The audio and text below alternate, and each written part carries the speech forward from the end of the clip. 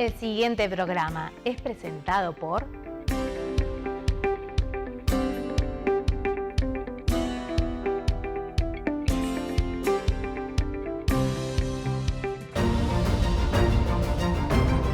Es por eso que para el lanzamiento de la nueva Toyota Corolla Cross creamos una experiencia para demostrar que tenerla es la decisión perfecta.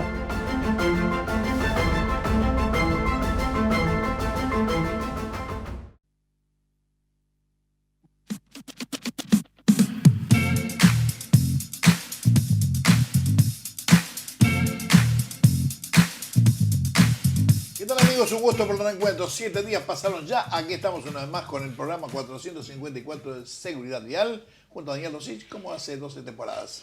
Muy bien, Jorgito, hoy con un programa que vamos a hablar de varias cosas, entre ellas de camiones, vamos a hablar de economía, de eficiencia energética, sí, y vamos a hablar también de psicología. Qué importante ese tema, ¿eh? Sí, señor. Qué importante también, ¿eh? Comportamiento humano, ¿eh? Y bueno, me parece muy bien, así que yo creo que de esta manera ya podemos dar comienzo a este programa 454 de Seguridad Vial.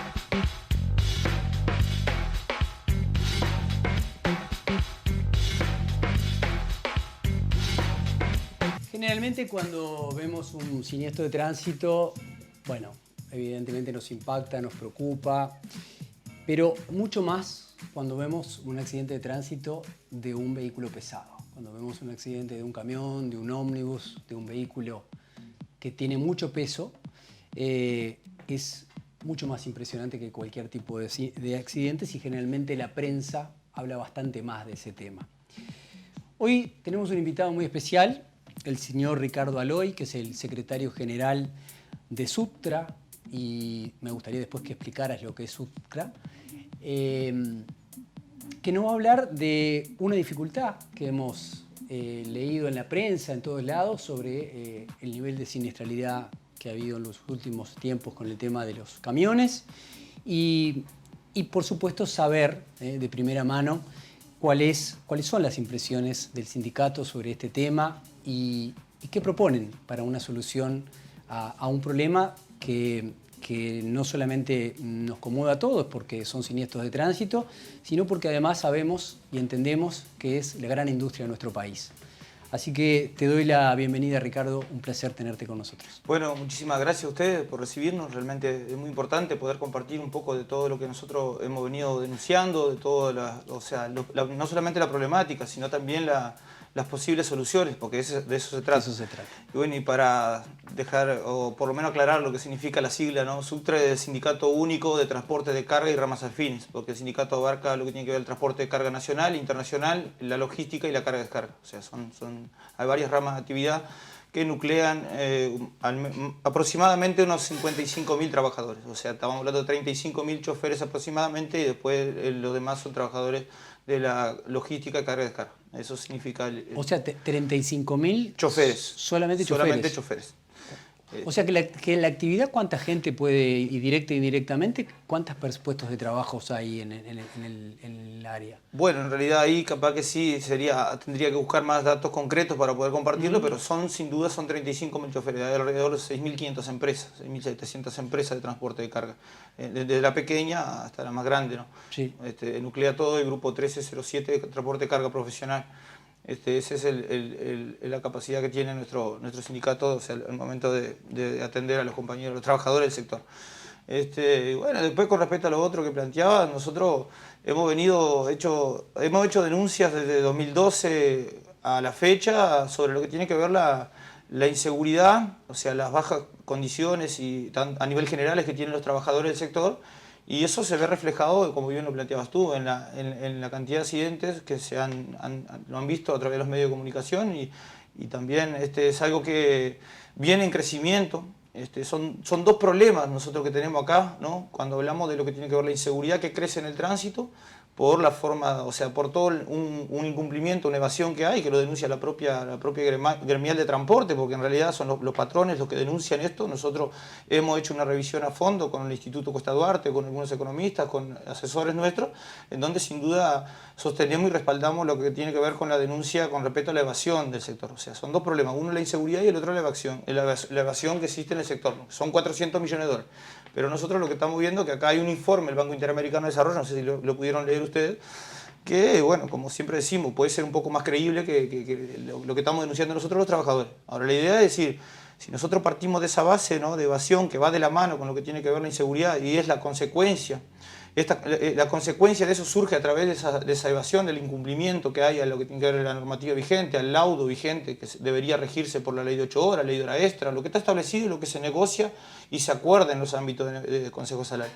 Nosotros, de hecho, con la patronal hay un montón de cuestiones que tenemos en común, que queremos resolverla, pero claro, hay una resistencia de un grupo que se ha puesto en la negativa de querer regular el sector a través de algún mecanismo que arroje información en tiempo real. Nosotros dijimos, estamos dispuestos y abiertos al diálogo para buscar cualquiera de las vías que se puedan encontrar para solucionar y para que sea viable el transporte de carga en este país, pero no puede ser a costa de la vida, porque en realidad es lo que nos está pasando ahora. Ya podríamos pasar a un segundo plano lo que tiene que ver la evasión, que sin duda resolvería un montón de cosas, pero estamos hablando de que este costo aumenta cuando nosotros vemos con frecuencia los accidentes con fallecidos vinculados. Perdón, Ricardo, cuando hablas de evasión, ¿evasión de qué tipo? La evasión en todos los aspectos. O sea, tenemos el problema en BPS, DGI, o sea, en todos los organismos del Estado. Nosotros acá eso se ha podido constatar a través de los análisis que hemos hecho. Y, por ejemplo, el informe del BID arroja un resultado de evasión de 6 millones de dólares en el Banco de Previsión Social, que es el banco de los trabajadores, sin duda. Por eso nosotros nos detenemos ahí o nos enfocamos ahí para plantear los temas. Pero, sin embargo, nosotros estamos hablando que el BID creo que ahí se maneja por información que le ofrecen muy limitada o muy escueta, porque habla de un 23% de informalidad, pero no habla del restante que es subaporta, que también está informal, de alguna manera. Pues si nosotros vamos al Banco de Previsión Social, son 35.000 trabajadores y tenemos un promedio de aporte por trabajador de 19.000 pesos, por ejemplo, cuando el mínimo de masa salarial establecido y acordado en el ámbito de Consejo de Salarios es de 39, estamos hablando de que hay una subaportación importante, aparte del 23% que está informal.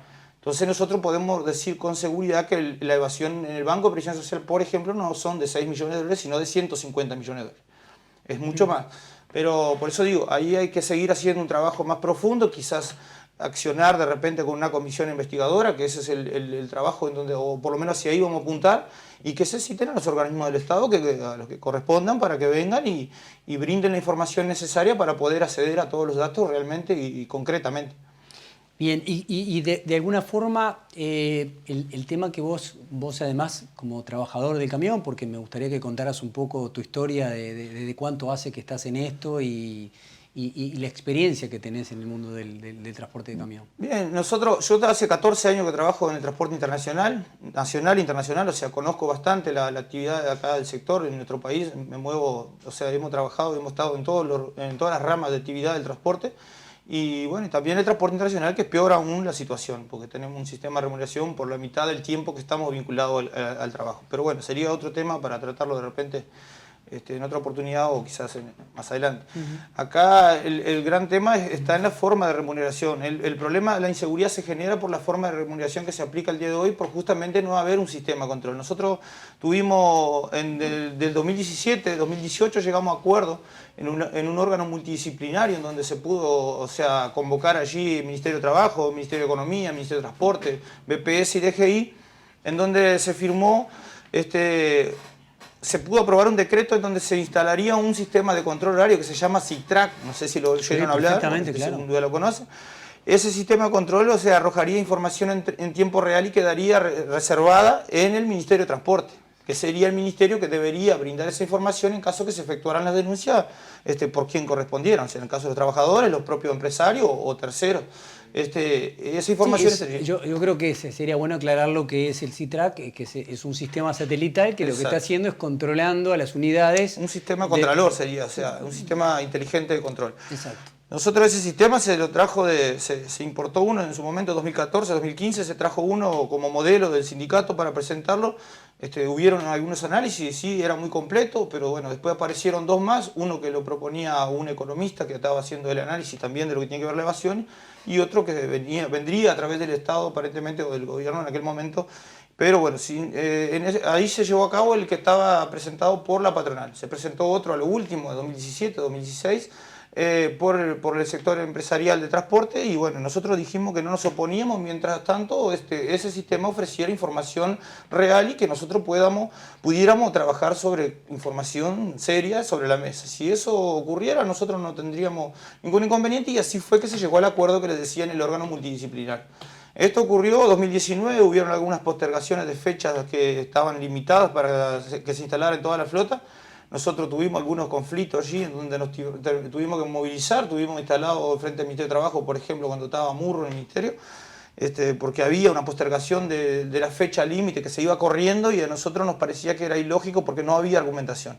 Allí al final se fija una fecha límite que fue para febrero, 1 de febrero de 2020, y bueno, después salió el resultado donde hubieron cambios obviamente en el propio gobierno, o sea, porque hubieron elecciones y demás.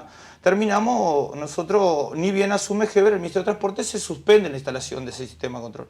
Y entonces ahí es donde entramos nosotros a ver que todo empeora, porque hubo un sistema de convocatoria por viaje, nos llamaban los compañeros, un sistema de pagos que no condice con la realidad que tienen, o sea, no está encajado en lo que tiene que ver la normativa vigente, y empezó a crecer la cantidad de accidentes. Entonces nosotros automáticamente, inmediatamente terminamos comunicándonos con ese ministerio, no fuimos recibidos ahí por Heber, por lo menos después hicimos algunas gestiones más, hablamos con el Ministerio de Trabajo, o sea, con Mieres, tuvimos con Heber, sí, después que asumió, ahí a los 2 meses que asumió, nos recibieron y estuvimos hablando del tema, pero nos dicen concretamente que no hay un plan B, o sea, se suspende sin argumentación ninguna desde nuestro punto de vista, y por el asesoramiento que tenemos jurídico, y también no hay un plan B, y eso nos preocupa porque nosotros pasamos al nivel que estamos hoy con lo que tiene que ver con la inseguridad en el tránsito.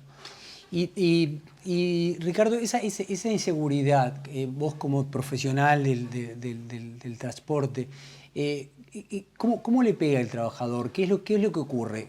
Para que la gente sepa, ¿no? Vos tenés que pensar que la teleaudiencia tiene que entender de qué se trata, porque vos estás hablando de los pormenores, de las cosas que habría que hacer para cambiar esa realidad, pero me gustaría que explicaras qué es lo que le pasa al transportista, por qué tiene el accidente, qué es lo que le ocurre, se cansa. Sí, hay muchas formas, ¿no? O sea, pasa que para ser concreto sobre cada consecuencia que surge al momento de los accidentes o de la forma de trabajo que tienen los compañeros, los trabajadores, tendríamos que tener la información. Nosotros seguimos sosteniendo que es por la sobrecarga horaria. O sea, nosotros tenemos jornadas acá de 16, 18 horas de trabajo efectivo. Pero nosotros, porque claro, la forma de remuneración que se aplica en el sector hoy, por no haber control, debería ser la equivalente que debería ganar el trabajador trabajando 12 horas y después teniendo de repente los tiempos de descanso correspondientes. Nosotros sabemos que es muy particular el trabajo del sector, que hay que de repente buscar una forma de flexibilizar y buscar para que el trabajo salga con fluidez. Pero acá hay una planificación logística que termina transformando el propio empresario, el dueño de la empresa y el trabajador que se ve afectado en rehenes de una situación que no se le vuelca todo lo que se le tiene que aplicar al momento de cubrir el costo que tendría que tener la tarifa básica del empresario, y así poder cubrir los salarios como corresponden y tener las condiciones de descanso como corresponden. Acá un viaje, por ejemplo, cito como ejemplo, de Rivera a Montevideo nos toma 8 horas para venir en el camión, con el camión cargado. Entonces, 8 para venir, 8 para volver y más 2 horas que se pueden sumar entre la carga y la descarga. Son 18 horas de trabajo. Entonces, ¿qué pasa? Ese trabajador va a percibir la misma plata en 18 horas porque va a querer finalizar ese viaje y retornar a buscar el próximo por esa forma que tiene de pago que debería encajarse en 12 horas de trabajo. Entonces ahí es donde está la diferencia, porque las tarifas, hay una competencia desleal muy grande entre el sector empresarial y lo denuncian ellos también, porque no hay hoy una tarifa que puedan aplicarla, por decir algo, porque no hay controles. Entonces cada uno va buscando rebajar el flete de acuerdo a la demanda que tiene y a las posibilidades que tiene de ingresar. Y eso termina llevando a que el propio empresario ajuste para mantener su margen de ganancia sacándole al trabajador. O sea, eso es un poco el panorama. Después con los trabajadores nosotros le hemos planteado, porque hay muchas formas que aplican de pago que son totalmente ilegales, ¿no? Porque están fuera de lo que tiene que ver el laudo que está vigente, que ha acordado en el Ministerio de Trabajo en los ámbitos de negociación de consejo de salario. Entonces hay muchas formas que se aplican y eso es imposible poder hoy decirle concretamente cuáles son los sectores que son, o sea, están más perjudicados o se ven más afectados al punto de poner en riesgo su vida y la vida de terceros. Pero cualquiera de ellos podremos decir, a no ser los que están organizados, que hemos tratado de reivindicar y que se aplique lo que está establecido hoy, los demás estamos hablando más del 90% que incumple. Eso lo manifiesta la propia patronal también. O sea, nosotros lo sostenemos porque hemos discutido ahí y en eso estamos de acuerdo.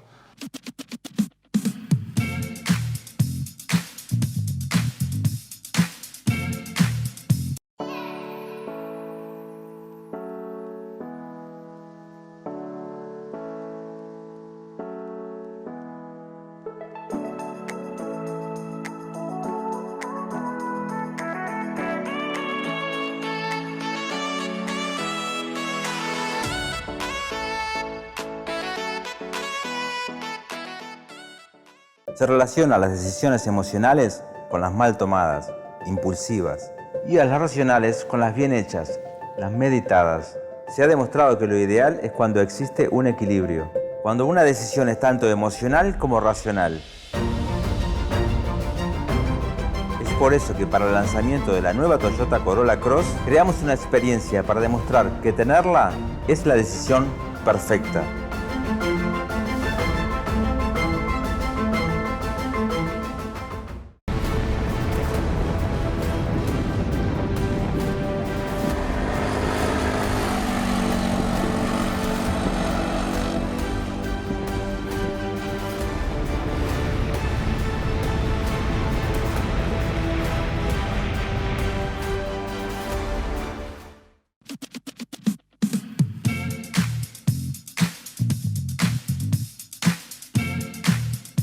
Me quedó una duda de lo que acabas de contar con respecto a que hay una cantidad de gente que lo que querés decir es que está de forma informal, Sí. o sea, que no se puede ajustar y los empresarios no pueden competir contra aquellas personas que están de forma informal.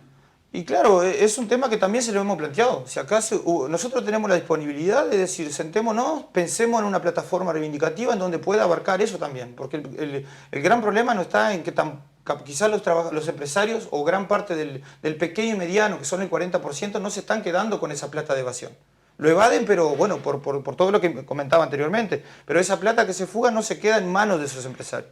O sea, se queda en manos, a nuestro entender, del cargador, o sea, el que contrata, o sea, el que pone el precio en el trabajo, o sea, el dueño del arroz, del granado, de las mismas multinacionales, o sea, porque terminan subcontratando, pagando un precio muy por debajo de lo que deberían pagar para que la empresa pueda contemplar los costos y termina pasando lo que está pasando. O sea, por eso digo, nosotros para poder empezar a discutir seriamente sobre el tema, se tienen que hacer responsables los actores correspondientes, que en este caso para nosotros, el Ministerio de Trabajo y el Ministerio de Transporte, porque fue el que suspendió. Entonces, mientras esos actores no estén y no haya información sobre la mesa, todo lo que se pueda discutir es subjetivo y nosotros seguiremos lamentando lo jodido que hemos visto. O sea, nosotros hablábamos, por ejemplo, de la plata que se evade. Pongámosle que sea lo que dice el Banco Interamericano de Desarrollo, que sean 120 millones de dólares, y lo pidió el informe del Ministerio de Transporte actual, ¿no? No es que lo pedimos nosotros o lo pidió alguien más, lo pidió el propio ministro de Transporte, y en donde el director de Transporte hoy, Pablo Lavandera, era asesor de la gremial de patrones.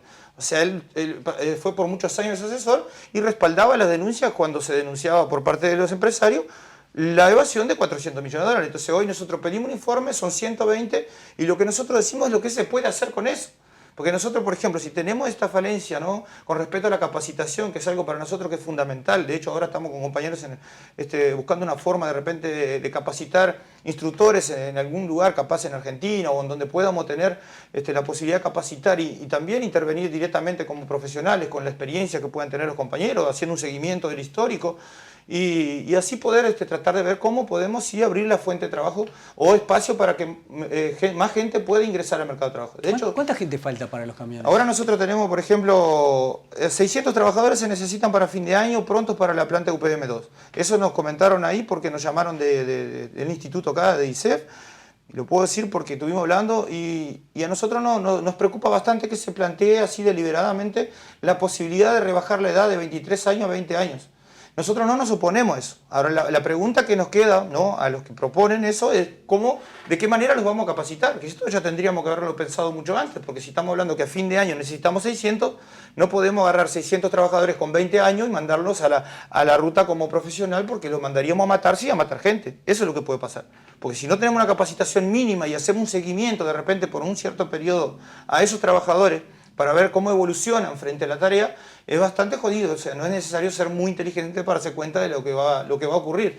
Y a partir de allí, cuando accedes a la licencia profesional, pasas a ser el principal responsable, o sea, el único responsable por las cuestiones que son obligaciones y por las consecuencias que surjan en el momento que vos excedes los límites. Nosotros hablábamos, igual quería detenerme sobre lo que tiene que ver los 120 millones de dólares. Si tenemos esa plata, ¿por qué no podemos pensar en, de repente, invertir en la capacitación? Invertir en otras cosas. Nosotros acá tenemos recortes y esto no es una cuestión de ideología o lo que fuera, pero nosotros vemos que hay recortes en un montón de aspectos y lo hemos planteado, porque también le tenemos que decir esto a la opinión pública. Nosotros tenemos jubilaciones sumergidas, tenemos recortes a nivel educativo, a nivel de salud. Decimos, no, está bien que no se vuelque de repente el 100% de lo que se está fugando hoy a los trabajadores del sector, que tenemos salarios precarizados, que hemos dejado salarios para llegar al acuerdo, al multidisciplinario que decíamos hoy para poder instalar el sistema de control. Dejamos condiciones, dejamos salario, dejamos discutir eso en Consejo de Salario para llegar a acuerdo en eso. Pero y esa plata se sigue fugando y nosotros seguimos teniendo recortes. La obra de UPM2 costó 350 millones de dólares. Nosotros probablemente en un año, en 2 años, pongámosle, estaba cubierta esa inversión con la evasión que existe el día de hoy. Y lo denuncia la propia patronal, insisto, y esto lo pueden corroborar en la Comisión de Legislación de Transporte, en las propias revistas, en los medios de comunicación, en donde he denunciado. Hace 2 meses estuvieron reunidos con el Presidente de la República, en donde se plantea ese monto de evasión y que el 90% incumple. Entonces creo que es bastante jodido a veces poder decir, nosotros hasta ahora no hemos encontrado, creo, algunos actores que quieran abordar el tema con responsabilidad y tratar el tema seriamente, y insisto, es una cuestión que nos repercute, no solamente de manera negativa por la fuga de plata que existe, sino por las consecuencias que estamos teniendo, y dentro de ella estamos todos nosotros. Y no es una cuestión de filosofía, nosotros le hemos explicado y lo que salimos a plantearle a la gente. Tuvimos el salto de Bella Unión, hemos hecho recorrida en Durán, estamos 33, vamos a Melo, ahora estamos haciendo recorrida en todo el país. Y cuando nosotros le comentamos esto a la gente, lo primero que hace es la respuesta que sí, se sienten de alguna forma inseguros cuando salen a viajar, por el hecho, no por responsabilizar directamente al trabajador por las condiciones que tiene o que pueda ser el que haya cometido el error, pero hay gente que sí se siente insegura, por todo lo que se está viendo. O sea, nosotros en un periodo de 48 horas, hace 3 semanas, tuvimos 3 fallecidos vinculados con un accidente con camión, ninguno de ellos era camionero. Entonces estamos hablando del pueblo común. Pero que hay muchas cosas por hacer y creo que, bueno, espero haber podido responder un poco a lo que... Sin duda, Ricardo, nos parece súper interesante bueno, de conocer desde adentro, ¿no? Cómo funciona todo esto. Y fundamentalmente que la preocupación de nuestro programa es un programa de seguridad vial y cuando vemos o nos enteramos de la siniestralidad nos preocupa y queremos llamar a los actores y nosotros... Por eso te agradecemos muchísimo la visita, te agradecemos todo lo que contaste y hay que encontrar una solución y se va a encontrar por el bien de todos, por el bien de la sociedad, por el bien del gremio y fundamentalmente por el país, porque el país tiene una gran pata importante en el mundo del transporte pesado. Así que, Ricardo, otra vez muchísimas gracias a ti y por supuesto a todo el gremio. Bueno, gracias a ustedes. Gracias.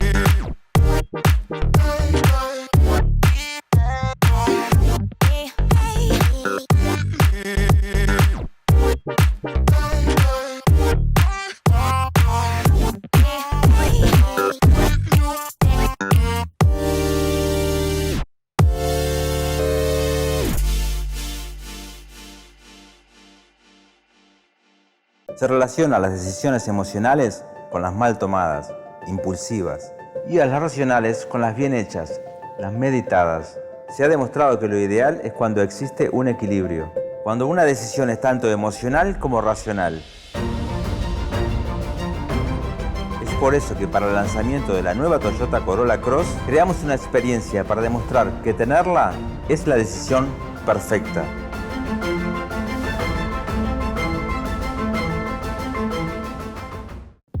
Cascos MT presenta el siguiente espacio.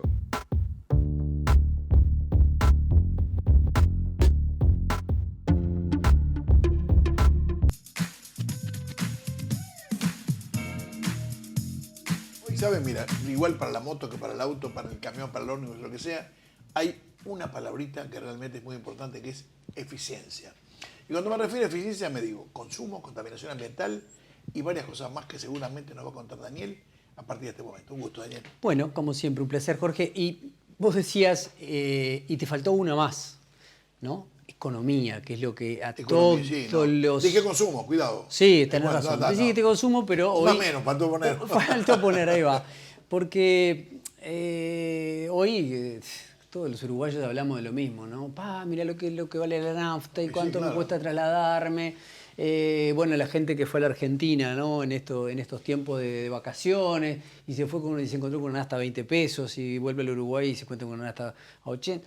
Bueno, todo eso hace un combo de preocupaciones y de que por eso hablamos tanto de la eficiencia, cómo lograr eficiencia en el consumo de combustible. Y eso, al igual que en los automóviles, en las motocicletas y en todo lo que lleva un motor térmico, la manera de la forma que conducimos o de la forma que hacemos el mantenimiento de nuestro vehículo nos va a proporcionar una mejor renta en cuanto a la cantidad de combustible.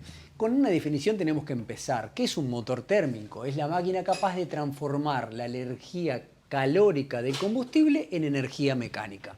Eso es la base que todos tenemos que entender. Quiere decir que si yo necesito más energía, voy a necesitar más calorías, o sea, le tengo que quitar más cantidad de combustible para que mi motor produzca esa energía que yo necesito. Pero claro, uno cuando va en un auto o en una moto, lo único que tiene que hacer, en el caso de la moto, es correr cuando viene el repecho, girar un poco más el puño de acelerador, entonces esa energía va a transmitirse a través del motor y yo voy a poder subir ese repecho con la velocidad que a mí me plazca. Pero lo que tengo que analizar, que en el momento que estoy haciendo esto, lo que voy a hacer es ingresar más combustible y el aumento de combustible también se va a sentir sensiblemente. Para ser un poco más claro, si nosotros logramos ser eficientes en la conducción, podemos lograr hasta un 20% de economía en ese consumo de combustible. Usted me dirá, y un 20% no es mucho. Bueno, no es mucho, pero cada 5 tanques de combustible, uno es de regalo. ¿Cómo no va a ser mucho? Claro que es importante. Y sobre todo cuando hablamos, por ejemplo, de motocicletas que todavía no son a inyección, que siguen siendo a carburador como este que yo les traje aquí. ¿Qué es un carburador? Bueno, el carburador es el dispositivo responsable de convertir la nafta que entra dentro de este vasito que está acá abajo, este vasito que entra en estado líquido y lo que va a hacer el carburador es transformar el estado líquido de la nafta a través de una mezcla que van a ser 16 partes de aire que van a ingresar por la tobera, por el Venturi y se van a mezclar con esa nafta en 16 partes de aire y una parte de combustible. Esa mezcla es la que va a entrar adentro de la cámara de explosión y de esa forma el motor a combustión va a tener lo que se llama la carburación correcta para que el combustible se aproveche al 100%. Recordemos que los motores térmicos prácticamente el 80% de esa energía se pierde como energía calórica y no en energía mecánica. Entonces tenemos que dosificar perfectamente ese combustible que va a entrar al motor para que la eficiencia nos llegue. Entonces, los que todavía tenemos una motocicleta con un carburador, es importante que esa relación de 16 partes a 1 esté perfectamente regulada. Para eso ahí intervienen dos factores fundamentales. Uno es el filtro de aire. El filtro de aire es un elemento que va detrás del carburador o que va sujeto al carburador, que lo que va a hacer es filtrar ese aire, esa cantidad de aire que pasa a través del filtro y entra al carburador, está responsable de dejar las partículas en el filtro y que pase aire puro. Si nosotros ese filtro no lo cambiamos y el manual nos dice, bueno, ese filtro de aire hay que cambiarlo cada 10.000 kilómetros y nosotros no lo cambiamos, ese filtro de aire se va a contaminar de tal manera que ese pasaje de aire va a ser inferior y esa relación de 16:1 se va a perder, o sea que va a entrar más combustible del que necesitamos y vamos a perder una gran parte de esa eficiencia energética. Eso por un lado en cuanto a la cantidad de aire que está entrando en ese carburador. Por otro lado tenemos una serie de regulaciones relacionadas con la regulación de una piecita, un elemento que se encarga de controlar una toberita, una pequeña toberita de admisión que se va a encargar del relative, o sea, de controlar el cicler de baja. El cicler de baja es el responsable del relative, o sea, cuando la moto está moderando, o el automóvil, en caso que tenga carburador, está moderando, hay un cicler de baja que se encarga de mantener a ese motor térmico en una condición, por ejemplo, si el motor tiene que moderar a 800 revoluciones por minuto, que se mantenga esas 800 revoluciones por minuto. Tengo una pregunta, Dani. Claro. Hay todos los carburadores, el auto y la moto, supongo que es igual, tienen lo que antes llamamos una toma de aire, ¿verdad? La toma de aire, la mayoría de los casos hoy día es como automática. La pregunta es, definitivamente es esto. Si estás con la toma de aire prendida, o sea, quiero el motor está recién prendido, está frío, si salís, acelerar y salís a andar igual, el consumo naturalmente es mayor, ¿verdad? Por supuesto, porque lo que va a hacer la toma de aire es enriquecer la mezcla, justamente para que el motor encienda y se comporte bien hasta que, porque lo que necesitamos es un tiempo, que es el tiempo de lo que vulgarmente nosotros decimos, vamos a calentar el motor. ¿Qué significa calentar el motor? Significa que, por ejemplo, los pistones o el pistón van a crecer de tamaño por la temperatura, los aros les va a pasar lo mismo, se va a ajustar más a las paredes del cilindro y lo que se va a otorgar es una mayor compresión. Cuando el motor está frío, el pistón todavía no dilató, entonces parte de la compresión se escapa por los laterales entre el aro y la camisa. El consejo que vos decís es moderando hasta que levante X temperatura y No. a partir de ese momento... La mejor manera para que el motor caliente rápidamente, además cuando nosotros calentamos el motor tenemos otra ventaja también, que si lo calentamos más rápidamente, la cantidad de azufre que está en el motor, que viene más allá de que hoy los regímenes de azufre que tienen los combustibles modernos son muy bajos. Antes era muy complicado el tema de la cantidad de azufre que tenía, porque el azufre cuando se juntaba con el agua hacía ácido sulfúrico y ahí cuando vos dejabas el motor descansando, eso trabajaba sobre todo los metales del motor. Entonces hoy eso ha descendido, pero de igual manera, ¿cuál es la mejor manera de calentar el motor? Es prenderlo y rápidamente, cuando el motor ya nos otorga la posibilidad de salir, llevarlo a revoluciones al motor, por decir una palabra muy coloquial, que es llevarlo alegre, llevar un motorcito alegre durante varias cuadras sin cambiar de marcha. O sea, llevarlo a, por ejemplo, si el motor del régimen normal son 3.000-4.000 revoluciones, llevarlo a 1.500 a 2.000 revoluciones, llevarlo alegre durante un par de cuadras. Eso va a elevar la temperatura muchísimo más rápido que si lo dejamos detenido. Si lo dejamos detenido puede durar entre 3 y 4 veces más en llegar a la misma temperatura de trabajo, que lo ideal en un motor térmico son entre 90 y 100 grados. O sea, esa es la temperatura de trabajo. El secreto de cualquier manera para no aumentar el consumo de medidamente es no apretar el acelerador de medidamente, que esa no es la historia, ¿verdad? Sin duda. Entonces, lo que vamos a hacer es, en principio, calentarlo rápidamente y ya el hecho de calentarlo quiere decir que ya nos empezamos a trasladar y ese combustible del motor de estar detenido no se va a perder, o sea, Perfecto. se va a utilizar para avanzar. O sea que calentamos el motor en movimiento, después que está en movimiento, ahí ya vamos a poder... Obviamente que el motociclista que está acostumbrado sabe cuándo quitar la toma, porque va a sentir que el motor se empieza a engordar y no empieza a funcionar muy bien y quita la toma. Claro, yo digo, son dos cosas. Yo estaba hablando y le decía a usted de consumo. No solamente consumo, es consumo y contaminación ambiental. Cuidado, que es un tema que no es menor, ¿no? Totalmente. Y estamos hablando de los casos donde aún todavía, sobre todo en las motos de pequeña cilindrada, todavía las motos vienen a carburador. Le diría que en las motos de mayor de 250 centímetros prácticamente ya no hay carburador, son todas inyección. Cuando Jorge, hace 20 años alguien te decía un auto de inyección, uno decía, no, a inyección no, le tengo miedo porque si se rompe, ¿quién me lo arregla? Hoy es impensable, hoy te ofrece un auto con carburador y le decís, no lo quiero porque La inyección va a ser todo esto que yo les estoy diciendo, que hay que hacerlo desde el punto de vista mecánico, con un tornillo que vamos a regular el relanti, con otro tornillo que vamos a poder regular la altura del pulmón, que vamos a tener que controlar los cicleres que se hayan agrandado y de esa forma esté consumiendo más de lo que debería.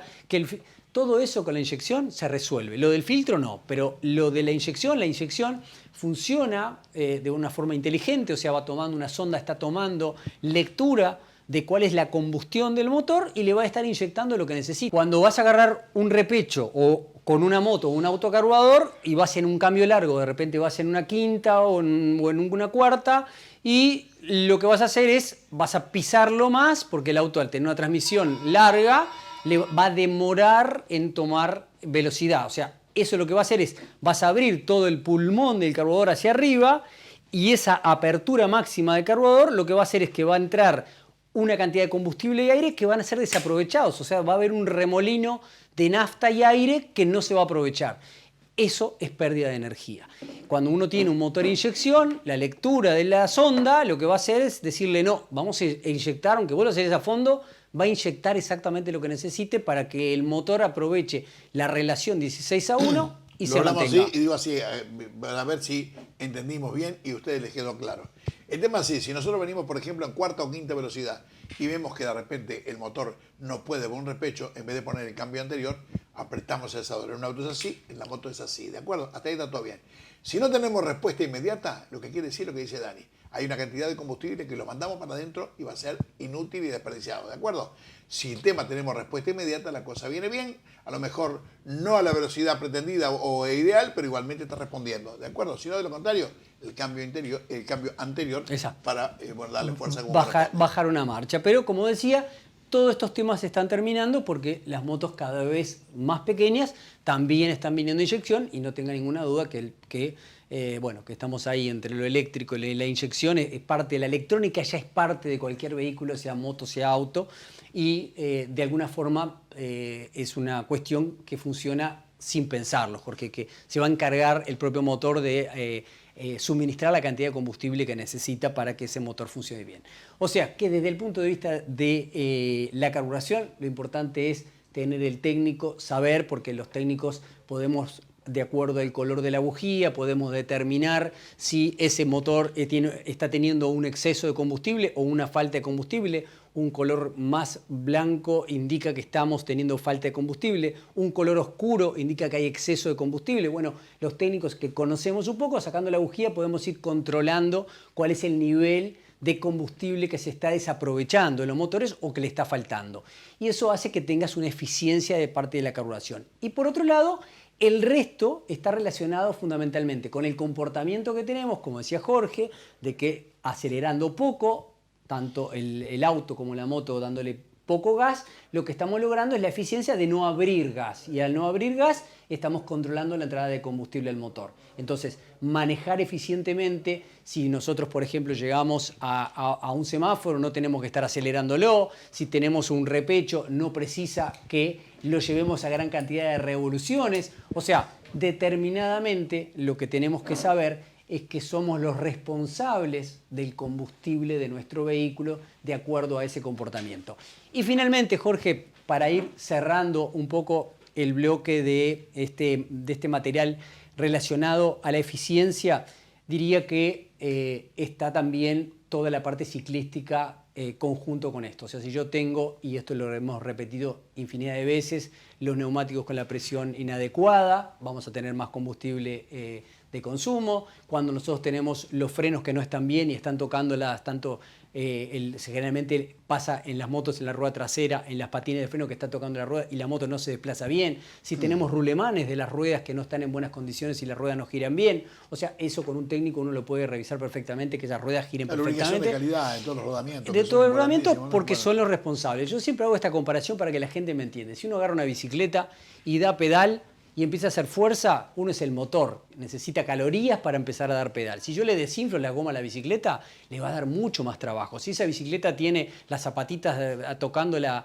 llanta y está frenada, va a dar mucho trabajo. Bueno, todo eso con la moto y el auto lo solucionamos dando más gas, pero el combustible se va a consumir de todas maneras. Y no es menor tener bujías en buen estado, filtros de aire, de lo que sea, de combustible, de lo que fuera. Totalmente. Todo en la mejor condición para conseguir el mejor rendimiento. No es secreto. Sin duda, porque eso finalmente, cuando uno pasa la raya a fin de año, yo les puedo garantizar por mis 30, me da vergüenza, pero 32 años de experiencia en el mundo del motor, les puedo garantizar que si uno hace las cosas bien, cuando llega a fin de año y hace la raya, ha ahorrado muchísimo dinero, a pesar de que uno dice, es como ir al médico, yo voy a hacerme medicina preventiva, no espero enfermarme. Bueno, la medicina preventiva en todos los motores térmicos es absolutamente fundamental, no solo en el motor térmico, sino también en la carrocería. Pero, Jorge, antes de despedirme, tengo que hacer una recomendación que está relacionada íntimamente con el combustible, que es la transmisión de la moto. La transmisión de la moto, una transmisión que esté perfectamente lubricada y que sea de buena calidad, es absolutamente clave también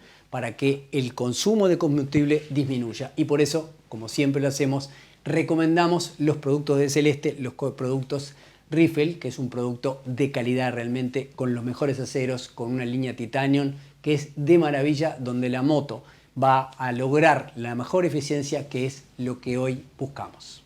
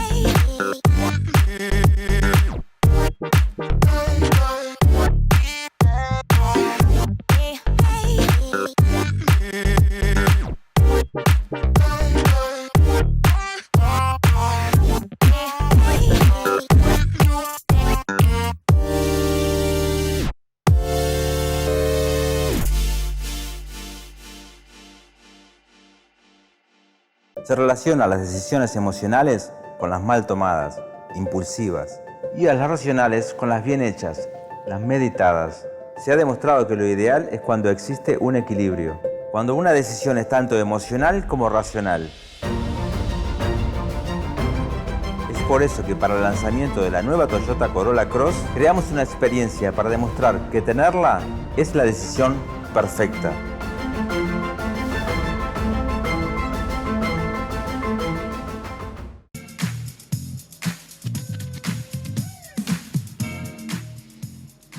Siempre que hablamos de seguridad vial, hablamos normalmente de los hechos, qué ocurrió en el accidente, qué pasó, por qué fue. Pero después del accidente hay un tema bastante complicado, que es aquellas personas que estuvieron en ese accidente o que fueron partícipes de alguna manera en el accidente, conlleva un montón de dificultades relacionadas obviamente con lo emocional. Y nos pareció indicado invitar a una licenciada en psicología, la señora y amiga Susana Acuña, que nos va a hablar de algunas herramientas, de algunas prácticas que ayudan a esas personas que están comprometidas con la siniestralidad. Bienvenido, Susana. Muchas gracias y gracias por la invitación. Un placer estar con ustedes. Un gusto, la Muchas verdad. gracias. Pues, o sea que quiero complementar un poquito lo que dijo Dani antes de empezar a hablar, porque mirá lo que me pasó. Hace poquito tiempo atrás, de pública notoriedad, falleció un chofer de la presidencia, ¿tá? Con un señor que lo acompañaba, que era de la Junta Nacional de Drogas, tuvieron un siniestro.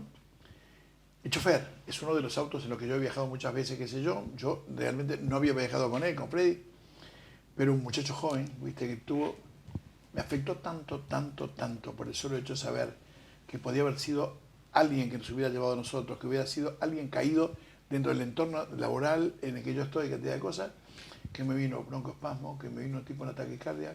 Mirá que lo estoy diciendo, que lo que afecta, y no que te digo que yo no lo conocía, Freddy. Sí, sí. Pero la situación, el resto ahora es tuyo, Susana. Sí, Jorge, es tal cual como tú decís, y por eso mismo yo estoy aplicando una técnica que se llama de debriefing, que es justamente dar contención emocional a esos equipos asistenciales y sobre todo a la parte de emergencias, ¿no?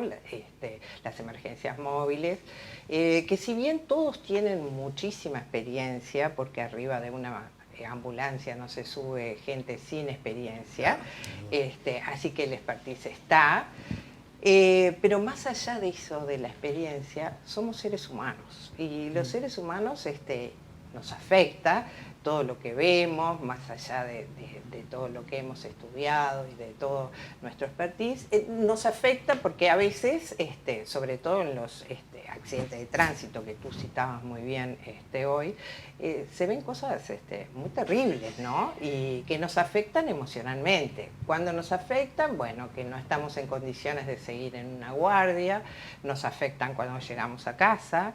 Entonces, con esta técnica es importante tratar de sacarnos la mochila esa que nosotros tenemos después de haber atendido ese siniestro de tránsito sobre todo.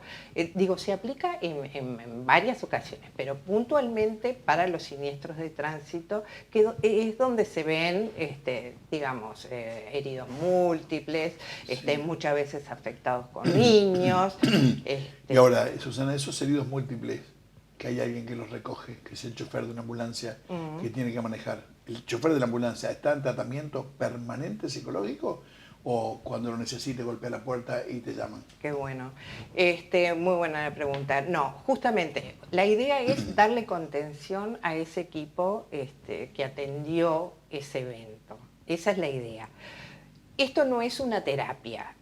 Yo quiero recalcar que esto es una técnica que se aplica, muy probada, pero no es terapia. Entonces, muchas veces pasa que en ese siniestro, bueno, se necesita dar esa contención emocional a los participantes de ese evento y bueno, se hace una charla donde por mi profesión puedo evaluar si esa persona está en condiciones de seguir en su guardia o no, y eventualmente a futuro, porque a veces quedamos tan choqueados por el tema que hemos vivido, que no nos permite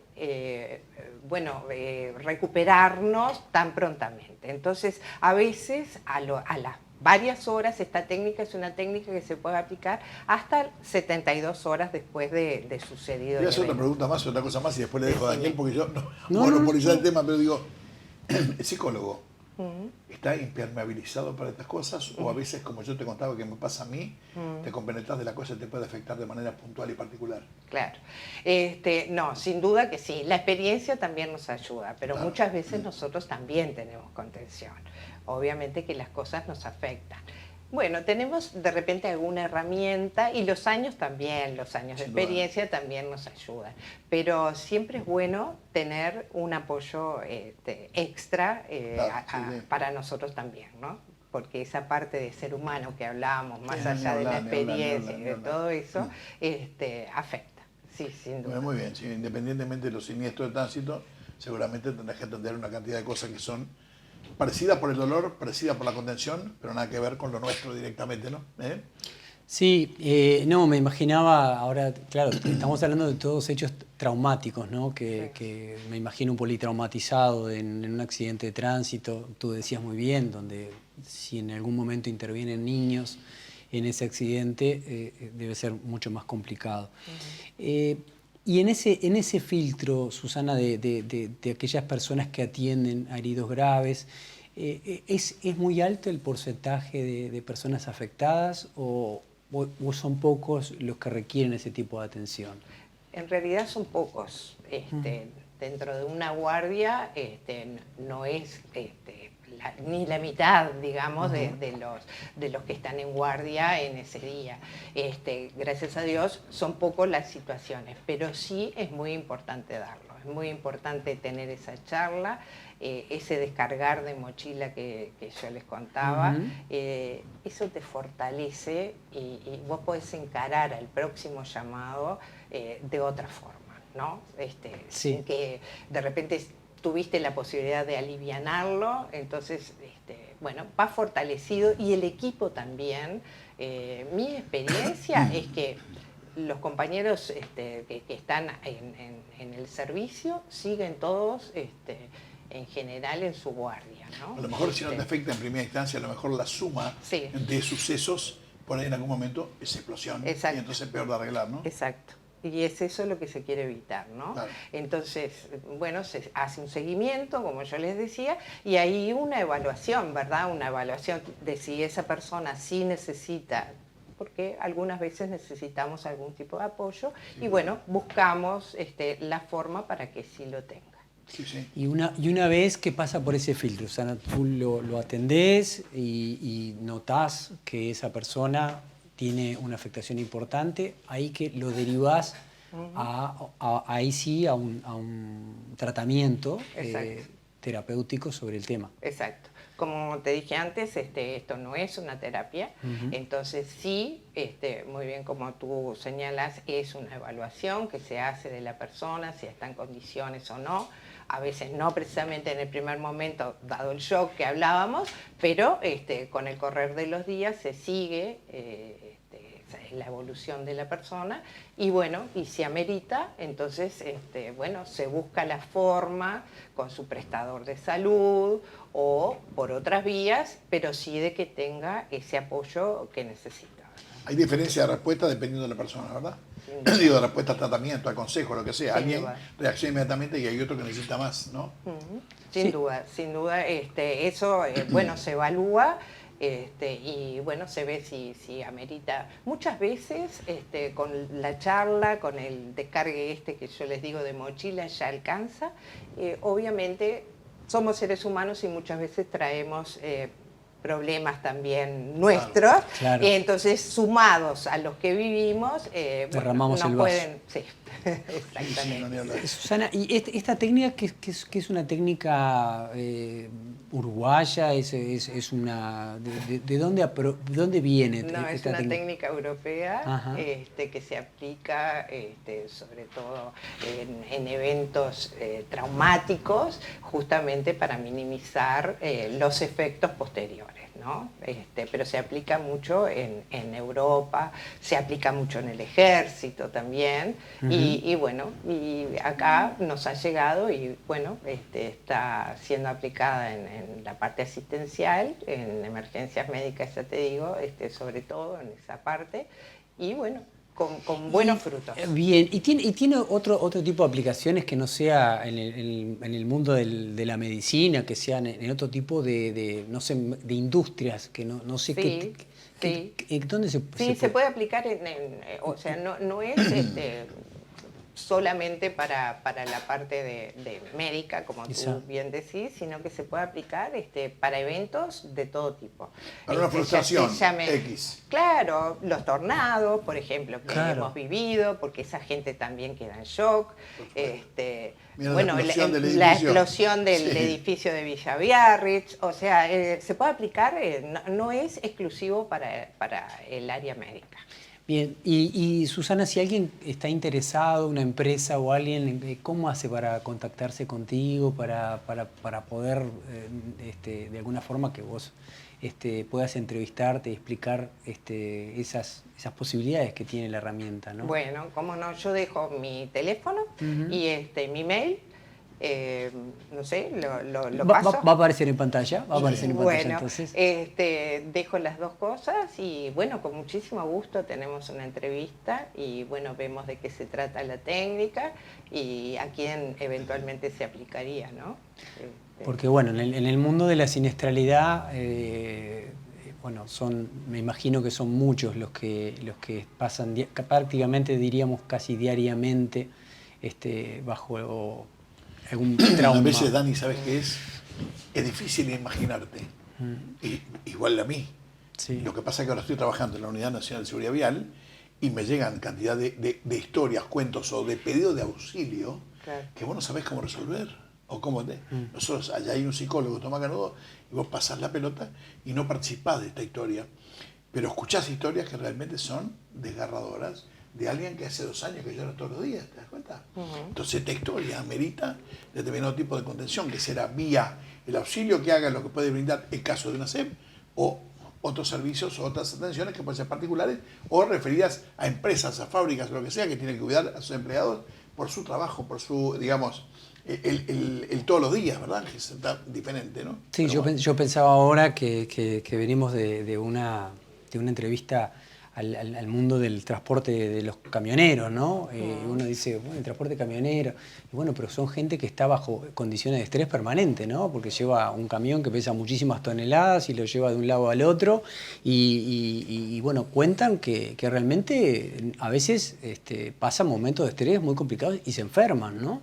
Entonces, eso también me parece que es interesante para la industria del transporte, ¿no? Me imagino los choferes de ómnibus.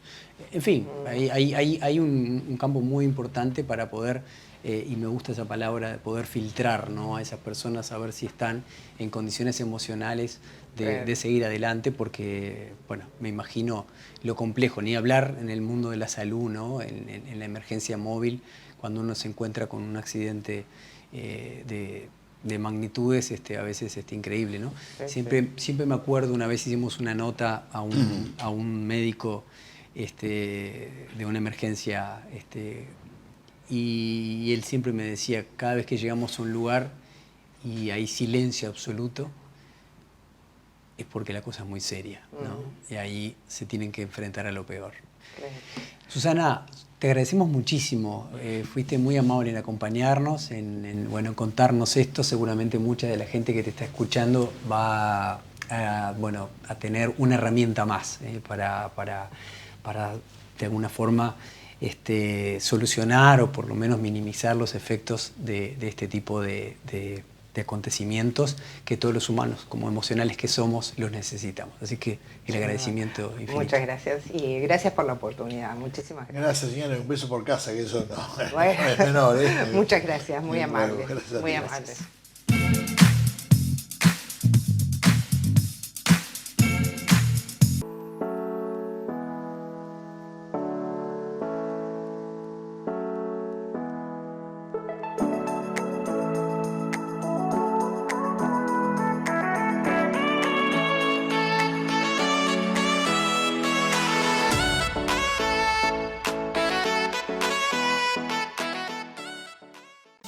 Experimenta conducir tu moto con auténtica seguridad.